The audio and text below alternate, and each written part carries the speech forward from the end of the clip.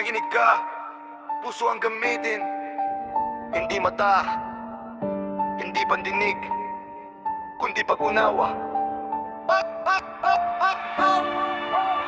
Bulag man ang mata, pero liwanag ang dala. Sa dilim na kinagisnan, pag-asa ang sandata. Di man makita mundo, ramdam niya ang hiwaga. Ng bawat tibok ng puso, may direksyon, may halaga. Pipi man ng dila, di ibig sabihin wala. Mga salitang mahalagay sa gawa niya nakikita. Kahit walang tinig, mensahe lumalabas. Sa kilos na wagas, pagmamahal na tapat. Bingi man ang tenga, tahimik ang paligid, pero puso'y nakikinig sa kabutihang hatid. Hindi man marinegi ng mundo na malupit, mas malinaw ang tibok ng damdaming mabait.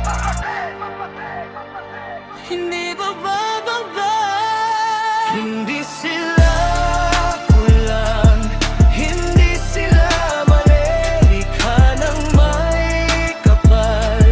May dahilan lagi, huwag mong husgahan, huwag mong pagtawanan.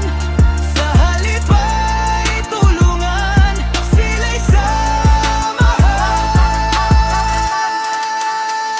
Ginawa sila ng dula, may layunin sa buhay, hindi para malititin kundi bigyan ng kulay. Sa mundong mapanghusga, sila'y ilaw na tunay, na ang kabutihan ay di nasusukat sa palabas na anyo lang. Kung bulag, ikaw ang mata, ipakita ang landas. Kung pipi, intindihin, damhin ang bawat bigkas. Kung bingi, iparamdam ang musika na malasakit. Sa yakap at gawa, doon sila kumakapit. Hindi awa ang kailangan, kundi respeto at taay, pagkalinga, pag-aruga. Yan ang tunay na taglay.